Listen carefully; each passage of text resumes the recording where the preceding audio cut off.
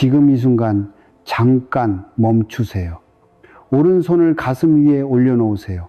천천히 심장이 뛰는 것을 느껴보세요. 그 안에서 무언가가 조용히 살아 숨쉬고 있습니다. 그것이 바로 오늘 제가 여러분께 말씀드리고자 하는 것입니다. 사람들은 말합니다. 열심히 기도하면 복이 온다. 절에 자주 가면 부처님이 도와주신다. 비싼 부적을 사면 애군이 물러간다. 저는 수십 년간 성철 스님의 가르침을 묵상하며 살아왔습니다. 그리고 오늘 여러분께 솔직하게 말씀드려야 할 것이 있습니다. 그것은 아름다운 거짓말입니다.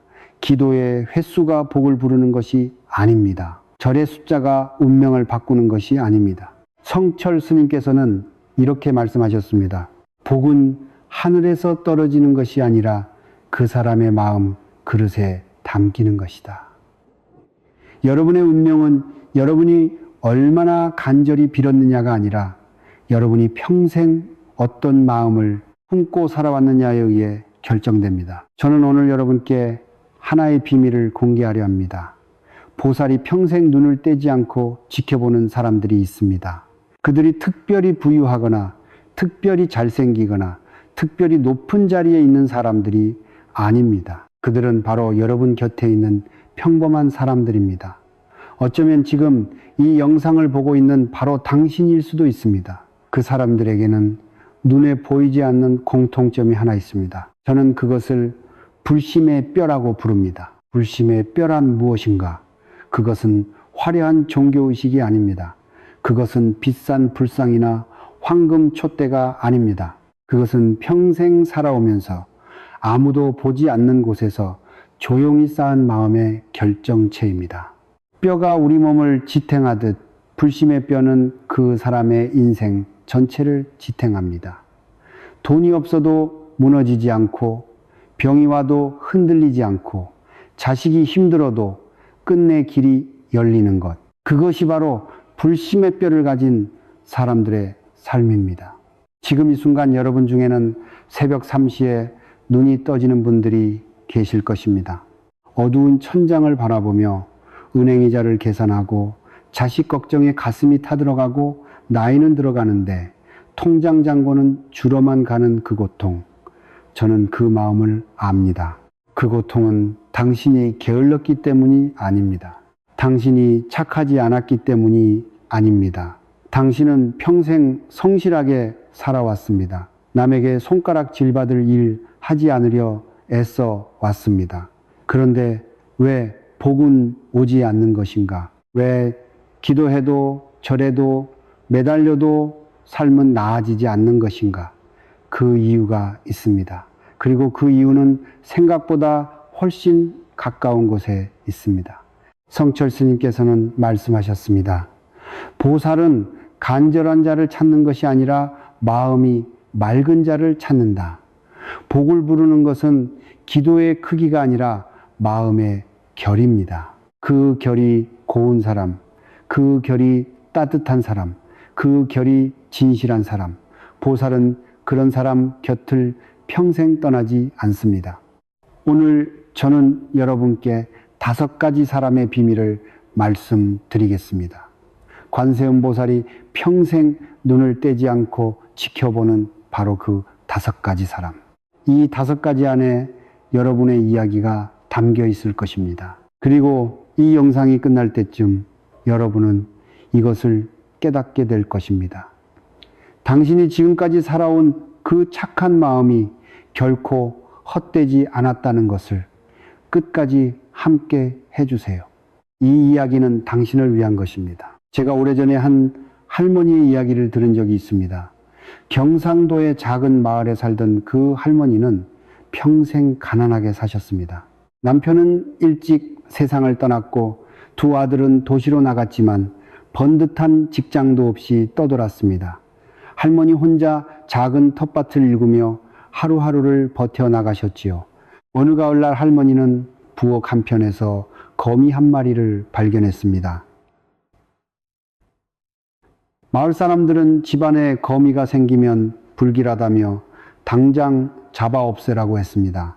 하지만 할머니는 조용히 종이 한 장을 가져와 거미를 살며시 올려놓고 마당 한쪽 나무 밑에 내려놓으셨습니다. 그리고 나지막이 말씀하셨습니다. 너도 살고 싶어서 들어왔겠지. 어서 가거라. 그로부터 석 달이 채 되지 않아 도시에서 떠돌던 큰아들에게 뜻밖의 사업 기회가 찾아왔습니다. 작은 아들은 좋은 사람을 만나 안정적인 삶을 꾸리게 되었습니다. 마을 사람들은 운이 좋았다고 했습니다. 하지만 저는 압니다. 그것은 운이 아니었습니다. 성철 스님께서는 말씀하셨습니다. 자비는 큰 것에서 시작되는 것이 아니다. 발밑에 개미 한 마리를 밟지 않으려는 그 마음에서 시작된다. 살생을 멀리한다는 것은 단순히 고기를 먹지 않는다는 뜻이 아닙니다. 그것은 내 앞에 놓인 작은 생명 앞에서 멈출 수 있는 능력입니다. 바쁜 일상 속에서, 귀찮음 속에서 아무도 보지 않는 순간에도 그 작은 생명을 외면하지 않는 마음, 그 마음이 바로 자비의 씨앗입니다. 불교에서는 말합니다. 관세음보살은 자비의 화신입니다. 자비로운 마음을 가진 자는 이미 보살과 같은 주파수 위에 있습니다. 라디오가 같은 주파수일 때 소리가 연결되듯 자비로운 마음을 가진 사람에게는 보살의 기운이 자연스럽게 흘러들어옵니다. 이것은 신비로운 이야기가 아닙니다. 이것은 우주의 이치입니다. 같은 것끼리 끌어당기는 것. 그것이 에너지의 법칙입니다. 여러분께 한 가지 여쭤보겠습니다. 여러분은 길을 걷다가 지렁이 한 마리가 뜨거운 아스팔트 위에서 말라가는 것을 본 적이 있으십니까? 그냥 지나치셨습니까? 아니면 잠깐 멈춰서 풀숲으로 옮겨 주셨습니까? 아무도 보지 않는 그 순간의 선택이 여러분의 에너지장을 결정합니다. 보살은 그 순간을 보고 있습니다. 절에서 100번 절하는 것보다 아무도 모르는 곳에서 작은 생명 하나를 살리는 그 마음이 더 깊은 복을 부릅니다. 저는 수십 년간 많은 분들의 삶을 가까이서 지켜봐왔습니다. 신기하게도 진심으로 생명을 소중히 여기는 분들의 집안에는 반드시 좋은 일이 생겼습니다. 당장 눈에 보이지 않을 수도 있습니다. 한 달이 걸릴 수도 있고 1년이 걸릴 수도 있습니다. 하지만 그 씨앗은 반드시 싹을 틔웁니다. 자비의 씨앗은 심은 땅에서만 자라는 것이 아닙니다. 그것은 그 사람의 자식에게, 그 자식의 자식에게까지 뿌리를 내립니다. 작은 생명을 살린 할머니의 두 아들이 동시에 길이 열린 것은 우연이 아니었습니다. 그것은 수십 년간 쌓아온 자비의 씨앗이 한꺼번에 꽃을 피운 것입니다. 오늘 이 영상을 보고 계신 여러분께 드리는 말씀입니다. 지금 당장 거창한 것을 하실 필요가 없습니다. 오늘 집으로 돌아가는 길에 발밑을 한 번만 더 살펴보세요. 상가에 날아든 나방을 잡아 죽이는 대신 창문을 열어내 보내주세요. 방에 나타난 작은 벌레를 휴지로 잡아버리는 대신 밖으로 데려다 주세요. 그 한 가지 행동이 여러분의 에너지장을 바꿉니다. 그 한 가지 행동이 관세음보살의 시선을 여러분에게로 향하게 합니다. 성철 스님께서는 이런 말씀도 남기셨습니다. 살아있는 것을 살게 하는 사람은 자신도 살게 된다. 이것은 단순한 종교적 가르침이 아닙니다. 이것은 삶의 원리입니다. 내가 내보내는 에너지가 우주를 돌고 돌아 나에게 돌아옵니다. 생명을 살리는 에너지는 생명의 기운을 불러오고 그 생명의 기운은 건강으로, 재물로, 자식의 성공으로 형태를 바꾸어 돌아옵니다. 혹시 지금 이 순간 마음속으로 이렇게 생각하시는 분이 계십니까? 저는 평생 남에게 나쁜 짓 한 번 한 적 없는데 왜 이렇게 힘든 걸까요? 그렇다면 이 말씀을 드리고 싶습니다. 당신은 이미 불심의 뼈를 가지고 있습니다. 다만 그 뼈가 아직 충분히 자라지 않은 것 뿐입니다. 오늘부터 작은 생명 하나를 살리는 마음으로 그 뼈에 영향을 주십시오. 보살은 이미 당신을 바라보고 있습니다. 자비의 씨앗은 심는 순간부터 자랍니다. 그리고 그것이 자라는 동안 보살은 단 한순간도 당신을 떠나지 않습니다. 제가 한 남자의 이야기를 해드리겠습니다. 서울에서 작은 무역회사를 운영하던 42살의 남자가 있었습니다. 그는 10년 동안 밤낮 없이 일했고 거래처도 늘었고 사무실도 넓혔습니다. 주변 사람들은 그를 보며 곧 크게 성공할 사람이라고 했습니다. 그러던 어느 날 고향에 홀로 계신 어머니에게서 전화가 왔습니다. 무릎이 너무 아파서 혼자 장을 보러 가기도 힘들다고 하셨습니다. 그때 그에게는 중요한 해외 계약건이 눈앞에 있었습니다. 파트너는 다음 주 안에 결정을 내려야 한다고 했고 그 계약이 성사되면 회사가 한 단계 도약할 수 있는 기회였습니다. 그는 며칠을 고민했습니다. 그리고 결국 파트너에게 전화를 걸었습니다. 죄송합니다. 저는 지금 어머니 곁으로 가야 합니다.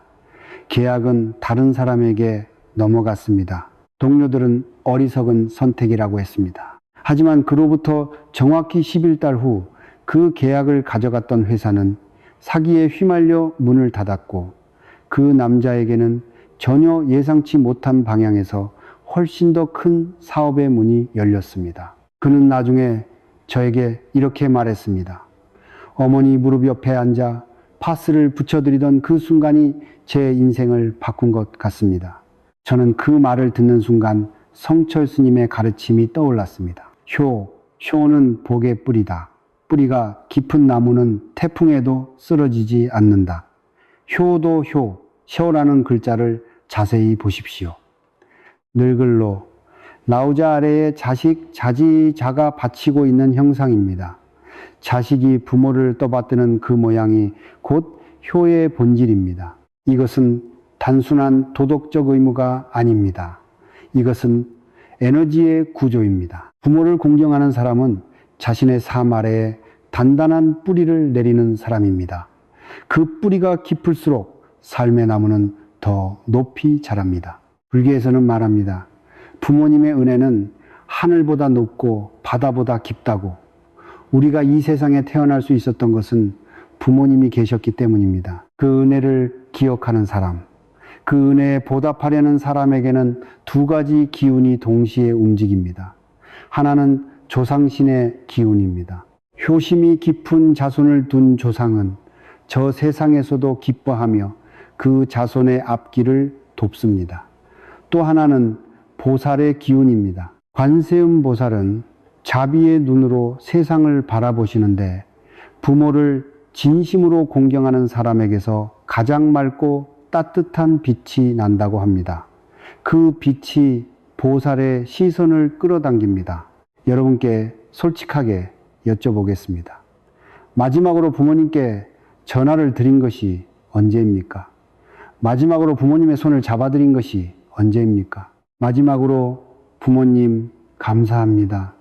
덕분에 제가 여기까지 왔습니다. 라고 말씀드린 것이 언제입니까? 우리는 바쁘다는 핑계로, 멀리 산다는 핑계로, 사이가 불편하다는 핑계로 이 가장 중요한 일을 미루고 또 미룹니다. 그리고 그 미움이 쌓이는 동안 우리 삶의 에너지 뿌리는 조금씩 말라갑니다. 저는 수많은 분들을 만나면서 한 가지 패턴을 발견했습니다. 재물이 막히거나 자식 문제로 고통받거나 건강이 갑자기 무너지는 분들 중에 부모님과의 관계가 소원한 경우가 매우 많았습니다. 이것은 우연이 아닙니다. 효의 기운이 끊기면 집안의 에너지 흐름 전체가 막힙니다. 물이 위에서 아래로 흘러야 하듯 복의 기운도 위에서 아래로 흘러야 합니다. 부모 공경이라는 통로가 막혀 있으면 아무리 열심히 일해도 아무리 간절히 기도해도 복이 아래로 내려오지 못합니다. 하지만 반대로 생각해 보십시오. 그 통로가 열리면 어떻게 될까요? 조상신이 기뻐하고 보살이 바라보고 우주의 에너지가 그 집안으로 흘러 들어오기 시작합니다. 기적처럼 보이는 일들이 사실은 기적이 아닙니다. 그것은 오랫동안 막혀있던 에너지 통로가 한순간에 열리면서 일어나는 자연스러운 현상입니다. 그 계약을 포기하고 어머니 곁으로 달려간 그 남자에게 11달 만에 더 큰 문이 열린 것처럼 말입니다. 효도는 거창한 것이 아닙니다. 오늘 당장 전화 한 통을 드리세요. 어머니, 밥은 드셨어요? 그 한마디가 에너지 통로를 조금씩 열기 시작합니다. 가까운 곳에 계신다면 이번 주말에 찾아가 보세요. 아무 선물이 없어도 됩니다. 그냥 옆에 앉아 계세요. 손 한번 잡아드리세요. 그것으로 충분합니다. 이미 세상을 떠나신 부모님이 있으신 분들은 오늘 저녁 조용히 영정 앞에 서보세요. 그리고 말씀드리세요. 아버지, 어머니, 덕분에 제가 여기까지 왔습니다. 감사합니다. 그 말 한마디가 조상신의 마음을 움직입니다. 그 움직임이 이쪽 세상의 에너지를 바꿉니다. 성철 스님께서는 말씀하셨습니다. 부모를 공경하는 집에는 귀신도 함부로 들어오지 못한다. 효의 기운은 집안을 지키는 가장 강력한 방패입니다. 그 방패가 있는 집에는 애군이 감히 발을 들이지 못합니다. 그 방패가 있는 집의 자식들은 이유 없이 잘 풀립니다. 그 방패가 있는 집의 어른들은 병이 와도 빨리 회복됩니다. 여러분의 집에 그 방패가 있습니까? 아직 없다면 오늘부터 만들기 시작하십시오. 늦지 않았습니다. 효의 씨앗은 언제 심어도 잘 자랍니다. 다만 오늘 심은 씨앗이 내일 심은 씨앗보다 하루 더 일찍 꽃을 피울 뿐입니다. 뿌리가 깊은 나무는 바람에 흔들려도 쓰러지지 않습니다. 부모를 공경하는 사람의 삶도 그러합니다. 어떤 폭풍이 와도 어떤 시련이 와도 그 뿌리가 붙잡아 줍니다. 그리고 그 곁에는 언제나 보살이 함께 합니다. 오늘 제가 여러분께 두 가지 이야기를 함께 드리려 합니다.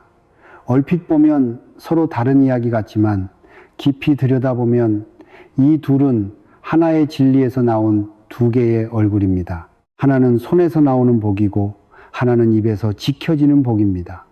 그리고 이 두 가지를 동시에 가진 사람, 그 사람 곁에는 보살이 한시도 자리를 비우지 않습니다. 경기도의 한 시골 마을에 50년 넘게 초등학교 교사로 살다 은퇴한 할머니가 계셨습니다. 그분은 남편도 일찍 여의셨고 자식도 둘뿐이었는데 모두 형편이 넉넉하지 않았습니다. 연금으로 근근히 생활하시면서도 그분에게는 오래된 습관이 하나 있었습니다. 매달 연금이 들어오면 가장 먼저 봉투 하나를 만드셨습니다. 많지 않았습니다. 때로는 10,000원, 때로는 20,000원. 그것을 조용히 동네 경로당 문 앞에 놓고 오시거나 혼자 사는 이웃집 노인의 우편함에 넣어 두셨습니다. 이름도 쓰지 않으셨습니다. 누가 했는지 아무도 몰랐습니다. 그분은 그것을 30년 넘게 하셨습니다. 그리고 또 하나, 그분은 평생 남의 험담을 하지 않으셨습니다. 마을 사람들이 모여 누군가 흉을 볼 때면 조용히 자리를 피하셨습니다. 누가 그분께 험담을 늘어놓으면 그분도 살기 힘드신 거겠지요 라고 말씀하시고 화제를 돌리셨습니다. 동네 사람들은 그분을 두고 말했습니다. 선생님은 참 조용한 분이야. 하지만 아무도 그 조용함 안에 얼마나 깊은 지혜가 담겨 있는지 몰랐습니다. 그분이 75이 되던 해 갑자기 큰 병이 찾아왔습니다.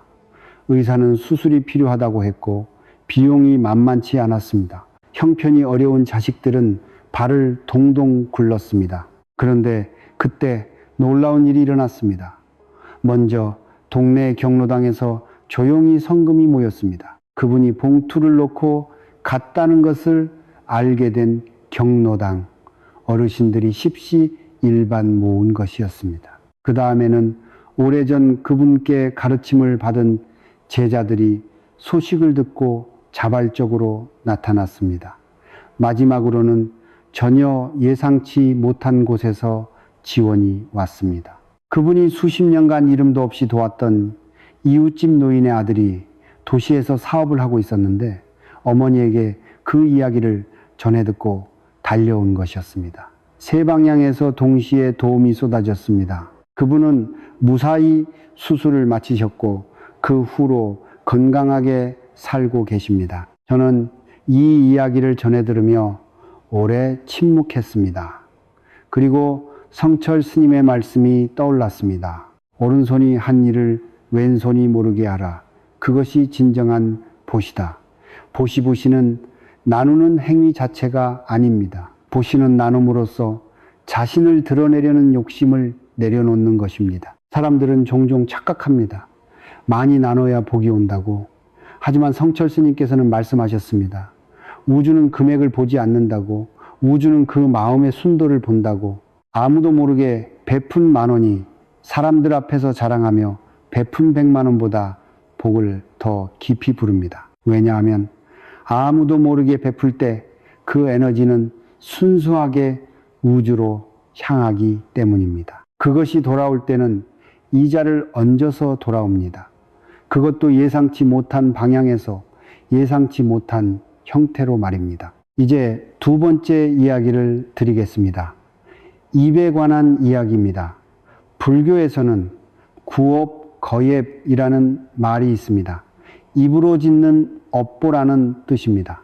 성철 스님께서는 평생 이 구업을 가장 조심해야 할 업으로 꼽으셨습니다. 칼로 입은 상처는 아물지만 말로 입은 상처는 영혼에 새겨진다. 우리는 하루에 얼마나 많은 말을 합니까? 그 말 중에 얼마나 많은 말이 남을 깎아내리고 남의 허물을 드러내고 남의 고통을 가볍게 여기는 말입니까? 아무 생각 없이 던진 말 한마디가 누군가의 하루를 무너뜨립니다. 그리고 그 무너진 에너지는 반드시 말을 던진 사람에게로 돌아옵니다. 이것이 구업의 법칙입니다. 반대로 생각해 보십시오.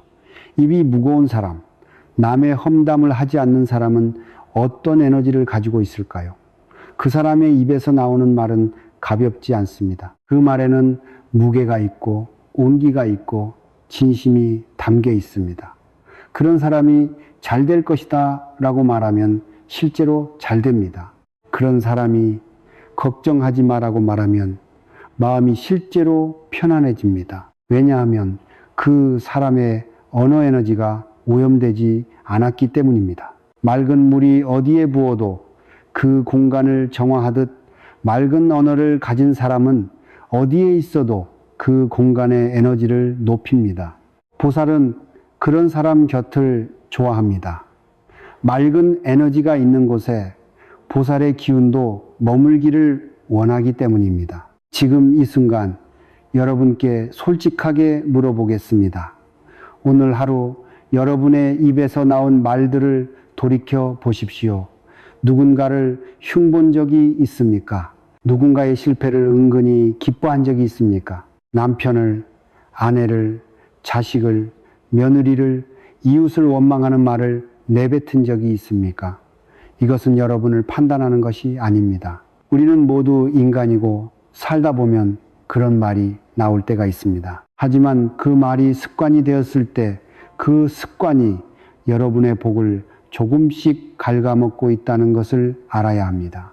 마치 그 밑에 작은 구멍이 뚫린 것처럼 아무리 복이 채워져도 그 구멍으로 새어나가고 맙니다. 성철 스님께서는 말씀하셨습니다. 험담은 남을 해치는 것 같지만 실은 자신의 복을 태우는 일이다.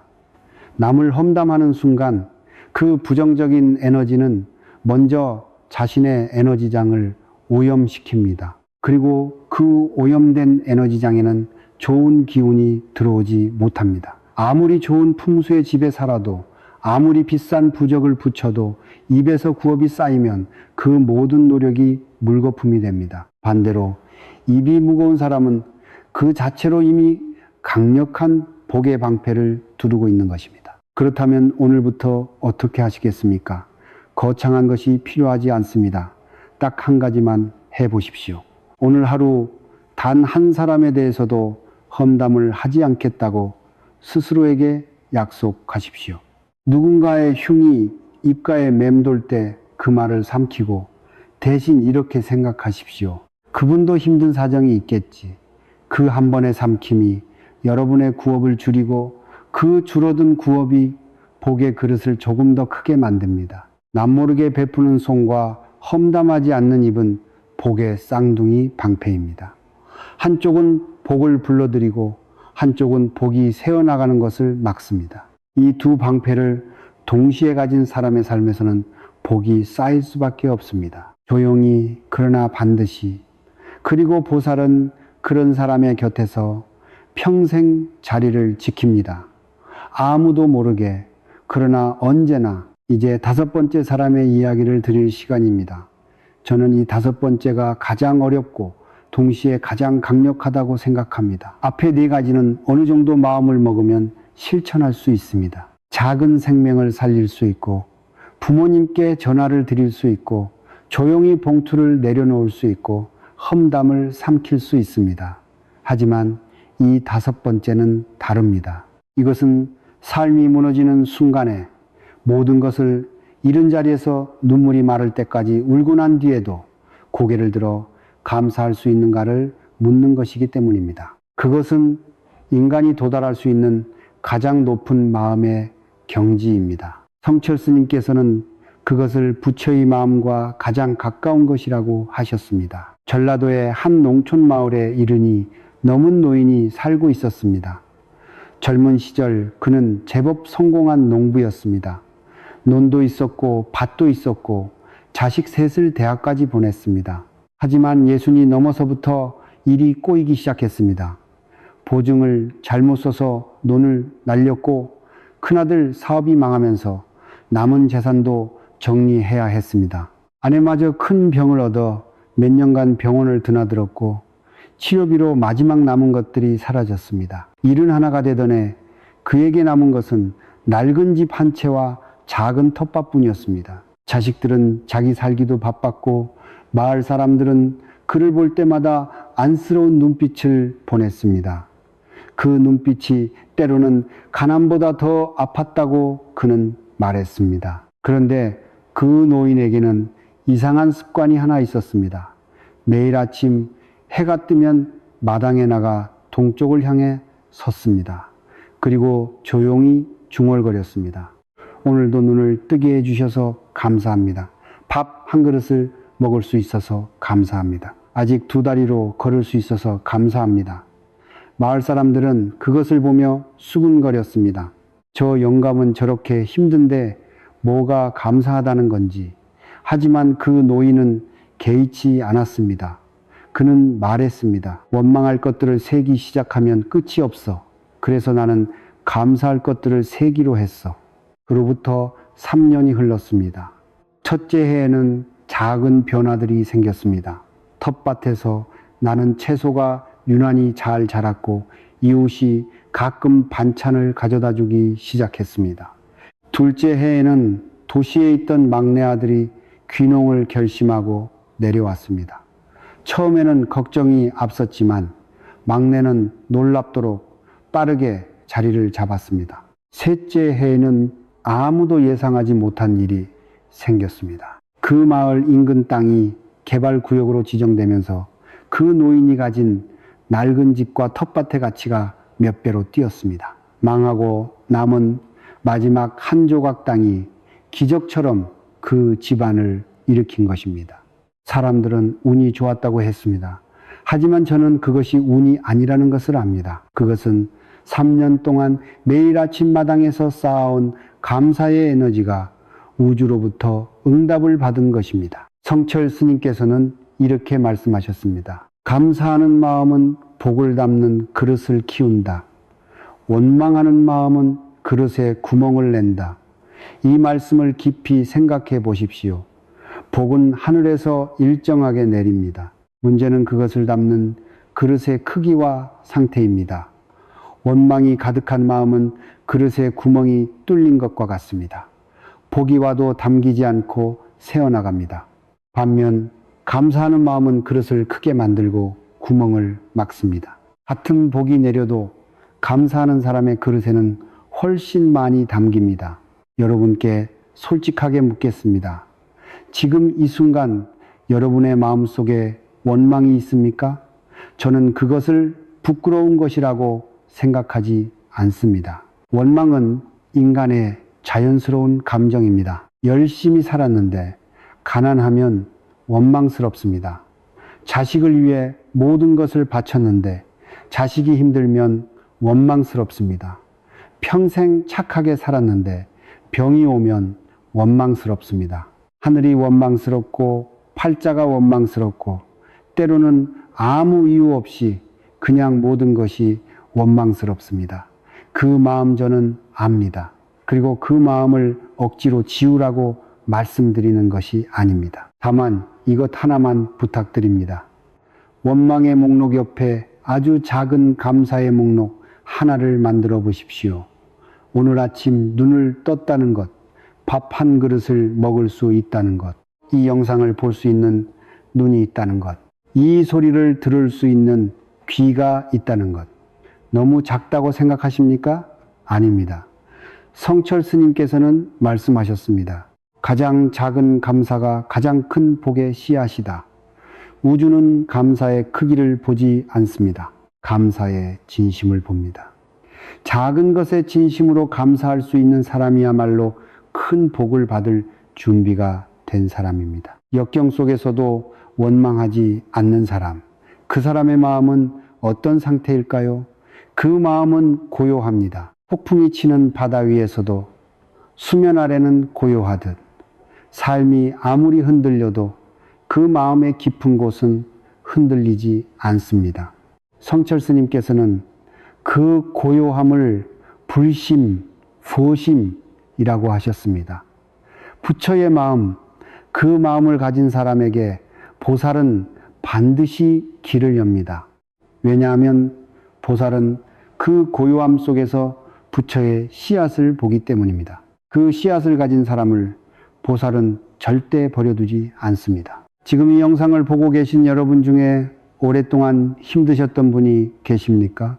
오랫동안 기도했는데 응답이 없다고 느끼시는 분이 계십니까? 자식 걱정, 돈 걱정, 건강 걱정으로 밤잠을 못 이루신 분이 계십니까? 그분들께 이 말씀을 드리고 싶습니다. 당신이 그 모든 것을 견뎌온 것 자체가 이미 기적입니다. 무너질 수 있었는데 무너지지 않았습니다. 포기할 수 있었는데 포기하지 않았습니다. 원망으로 가득 찰 수 있었는데 그래도 오늘 이 자리에서 더 나은 것을 찾고 있습니다. 그 마음이 바로 불심의 뼈입니다. 그 뼈가 당신 안에 이미 있습니다. 보살은 간절한 자를 찾는 것이 아닙니다. 보살은 그 간절함 속에서도 감사를 잃지 않는 자를 찾습니다. 그리고 그런 사람을 찾았을 때 보살은 조용히 그러나 반드시 그 사람의 앞에 길을 냅니다. 돌아가는 것처럼 보여도 결국 그 길은 빛을 향해 열려 있습니다. 역경은 끝이 아닙니다. 역경은 더 큰 복이 오기 전에 그 복을 담을 그릇을 키우는 시간입니다. 그 시간을 원망으로 보내느냐, 감사로 보내느냐, 그것이 이후의 삶을 결정합니다. 그리고 감사를 선택한 사람의 곁에는 언제나 보살이 있습니다. 지금까지 우리는 보살이 평생 지켜보는 5가지 사람의 이야기를 함께 나눴습니다. 작은 생명을 소중히 여기는 사람, 부모와 어른을 진심으로 공경하는 사람, 남모르게 베풀 줄 아는 사람, 입이 무겁고 험담하지 않는 사람, 그리고 역경 속에서도 감사할 줄 아는 사람. 이 5가지 이야기를 들으시면서 여러분 중 많은 분들이 이런 생각을 하셨을 것입니다.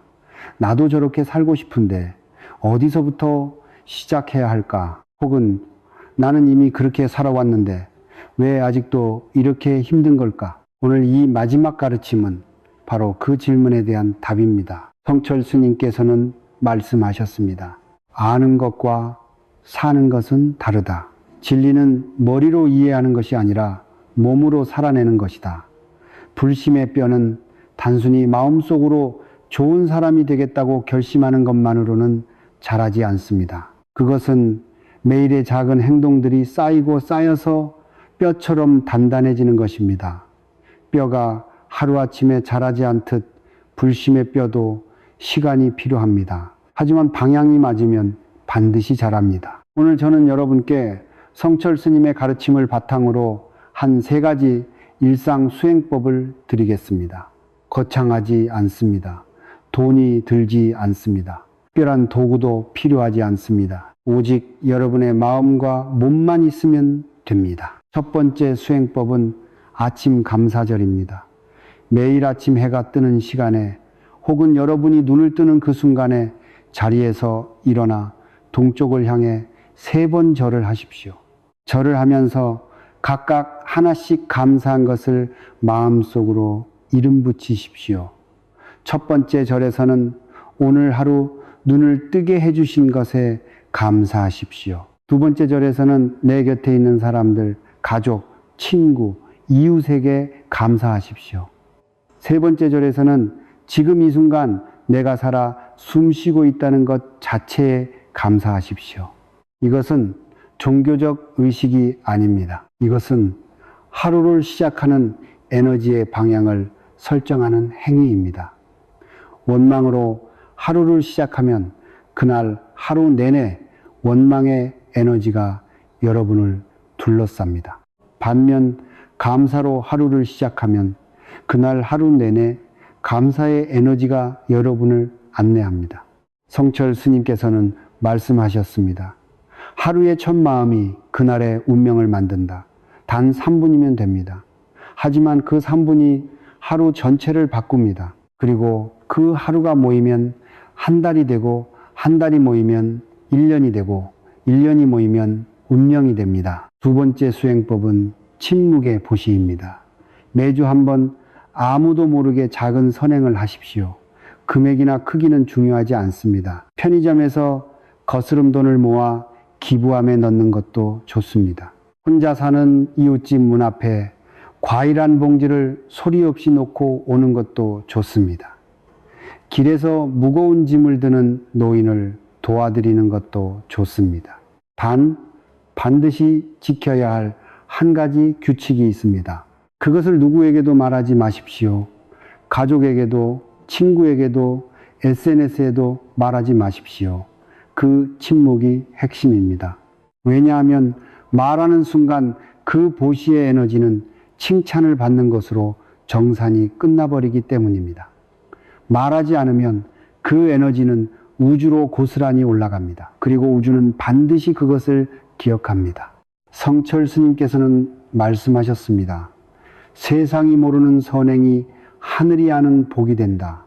한 달에 4번의 침묵의 보시, 1년이면 48번. 그 48번의 선행이 여러분의 에너지장을 얼마나 바꿔놓을지 한번 직접 경험해 보십시오. 세 번째 수행법은 입 정화의 날 하루입니다. 한 달에 한 번 날짜를 정하십시오. 그날 하루는 어떤 사람에 대해서도 부정적인 말을 하지 않겠다고 스스로에게 약속하십시오. 단 하루입니다. 그날만큼은 누군가의 흉이 입가에 맴돌더라도 삼키십시오. 불만이 올라와도 다른 방식으로 표현하십시오. 험담 대신 침묵을, 비난 대신 이해를 선택하십시오. 처음에는 몹시 어려울 것입니다. 우리는 너무 오랫동안 언어로 감정을 분출하는 것에 익숙해져 있기 때문입니다. 하지만 그 하루를 버텨내고 나면 여러분은 이상한 경험을 하게 됩니다. 마음이 이전보다 훨씬 가볍고 맑아진 느낌, 주변 사람들이 왠지 모르게 더 부드럽게 대해주는 느낌, 그날 밤 잠자리가 평소보다 훨씬 편안한 느낌, 이것은 기분 탓이 아닙니다. 구업이 하루 쌓이지 않은 덕분에 여러분의 에너지장이 그만큼 맑아진 것입니다. 그 맑아진 에너지장에 좋은 기운이 들어오기 시작합니다. 한 달에 한 번이 익숙해지면 2번으로 늘리십시오. 2번이 익숙해지면 일주일에 한 번으로 늘리십시오. 그렇게 조금씩 여러분의 언어가 정화됩니다. 그리고 언어가 정화된 사람의 삶은 반드시 정화됩니다. 이 3가지 수행법을 보시면서 여러분은 이렇게 생각하실 수도 있습니다. 너무 단순한 것 아닌가? 이런 것으로 정말 운명이 바뀔 수 있을까? 저도 처음에는 그렇게 생각했습니다. 하지만 성철 스님께서는 말씀하셨습니다. 진리는 언제나 단순하다. 복잡한 것은 인간이 만든 것이고 단순한 것이 하늘이 만든 것이다. 물 한 방울이 바위를 뚫는 것은 물의 힘이 강해서가 아닙니다. 매일 같은 자리에 떨어지기 때문입니다. 이 세 가지 수행법도 마찬가지입니다. 한 번 해서 기적이 일어나길 기대하지 마십시오. 매일, 매주, 매달 꾸준히 하십시오. 그 꾸준함이 불심의 뼈를 자라게 합니다. 그 뼈가 단단해지는 만큼 여러분의 삶은 흔들리지 않게 됩니다. 여기서 한 가지 더 말씀드리고 싶은 것이 있습니다. 이 수행법들을 혼자 하지 마십시오. 가족과 함께 하십시오. 아침에 함께 절을 하고 함께 감사를 나누십시오. 자녀에게 침묵의 보시를 가르치십시오. 식구들과 함께 입정화의 날을 정하십시오. 왜냐하면 불심의 뼈는 개인의 것이기도 하지만 집안 전체의 것이기도 하기 때문입니다. 한 사람의 불심이 집안 전체의 에너지를 바꿀 수 있지만 온 가족이 함께 쌓는 불심은 그 집안의 운명 자체를 바꿉니다. 성철 스님께서는 말씀하셨습니다. 한 사람이 맑아지면 그 집이 맑아지고 그 집이 맑아지면 그 마을이 맑아진다. 여러분 한 분 한 분이 이 수행을 시작하는 것이 단순히 여러분 개인의 삶을 바꾸는 것이 아닙니다. 그것은 여러분의 가족을, 여러분의 이웃을, 나아가 이 세상을 조금씩 더 맑게 만드는 일입니다. 오늘부터 시작하십시오. 내일부터가 아닙니다. 오늘 이 영상이 끝나는 순간부터 시작하십시오. 아침에 3번 절하고 이번 주 안에 침묵의 보시 하나를 행하고 오늘 하루 단 한 사람의 험담도 하지 마십시오. 그 3가지가 오늘부터 여러분의 불심에 뼈를 자라게 할 것입니다. 천천히 그러나 반드시 우리는 오늘 긴 여정을 함께 걸어왔습니다. 작은 생명 앞에서 멈출 줄 아는 사람, 부모님의 손을 놓지 않는 사람, 아무도 모르는 곳에서 조용히 베푸는 사람, 험담 대신 침묵을 선택하는 사람, 그리고 모든 것을 잃은 자리에서도 감사를 찾아내는 사람. 이 5가지 이야기를 함께 나누면서 저는 내내 한 가지 생각을 하고 있었습니다. 이 영상을 보고 있는 분들 중에 이미 이렇게 살아오신 분들이 계실 것이라는 생각이었습니다. 평생 남에게 손가락질 한번 받지 않으려 조심하며 사셨고 자식을 위해 자신의 모든 것을 내어놓으셨고 어려운 이웃을 못 본 채하지 못하셨고 억울한 일이 있어도 참고 또 참으셨던 분들. 그런데 그 착한 삶이 때로는 보상받지 못한 것처럼 느껴져서 그 선한 마음이 헛수고였던 것은 아닌가 싶어서 오늘도 혼자 가슴 한쪽이 저리신 분들이 계실 것입니다. 오늘 이 마지막 자리에서 저는 그분들께 이 말씀을 드리고 싶습니다. 당신이 살아온 그 착한 마음이 결코 헛되지 않았습니다. 성철 스님께서는 평생 이 한 가지를 강조하셨습니다. 우주는 단 하나의 선행도 있지 않는다.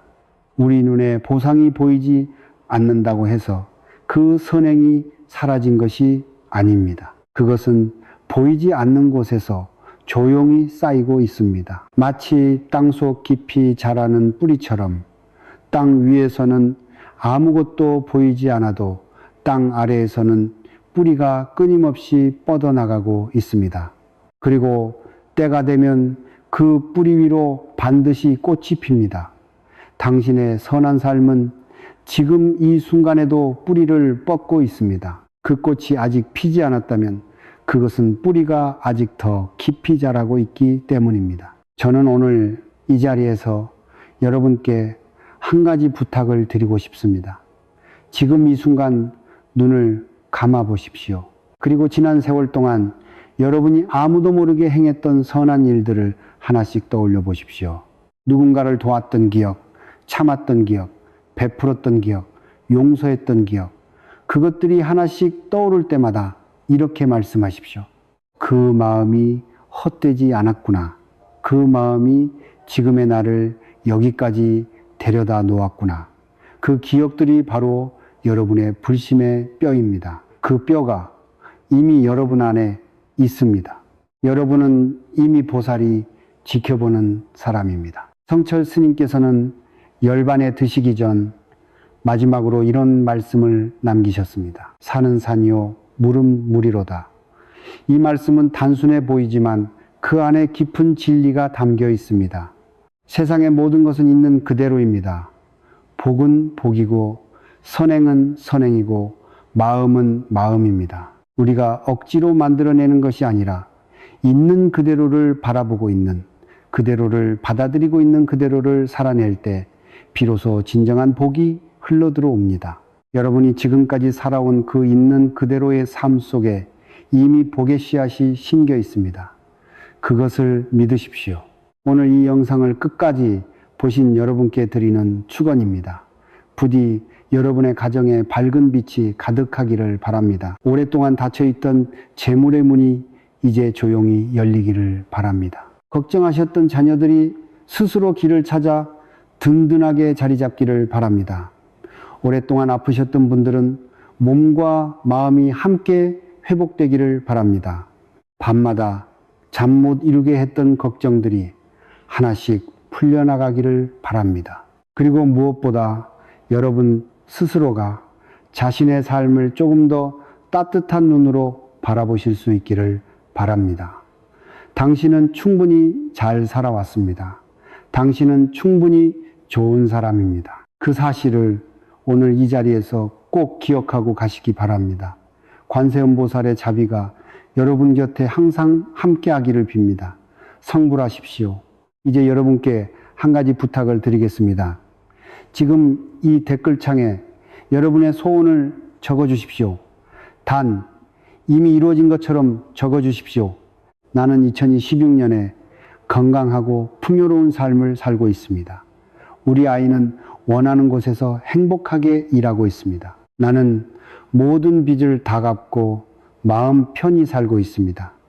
이미 이루어진 것처럼 쓰는 그 말이 우주에 보내는 신호입니다. 그 신호가 에너지가 되어 현실을 만들어냅니다. 성철 스님께서는 말씀하셨습니다. 말은 씨앗이다. 말을 심는 자는 좋은 열매를 거둔다. 오늘 이 댓글창에 여러분의 가장 간절한 소원을 씨앗으로 심어 주십시오. 그리고 다른 분들의 댓글에도 좋아요를 눌러 주십시오. 남의 소원에 응원을 보내는 그 마음이 바로 보십니다. 그 작은 응원이 여러분의 복의 씨앗이 됩니다. 이 영상이 좋으셨다면 구독과 좋아요를 눌러 주십시오. 그것이 더 많은 분들께 이 가르침이 닿을 수 있는 길입니다.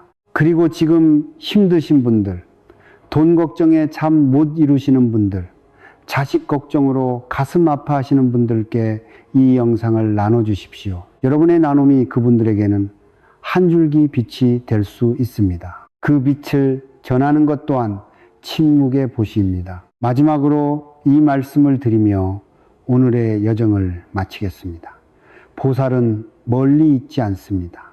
보살은 지금 이 순간 여러분 안에 있습니다. 여러분이 작은 생명 앞에서 멈추는 그 순간, 여러분이 부모님의 손을 잡는 그 순간, 여러분이 아무도 모르게 선행을 베푸는 그 순간, 여러분이 험담 대신 침묵을 선택하는 그 순간, 여러분이 역경 속에서도 감사를 찾아내는 그 순간, 바로 그 순간순간이 보살이 여러분 안에서 깨어나는 순간입니다. 그 보살이 깨어날 때 여러분의 삶은 달라지기 시작합니다.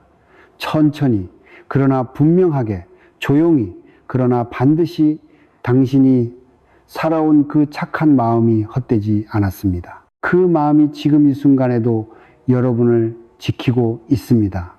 그리고 앞으로도 영원히 지킬 것입니다. 성불하십시오.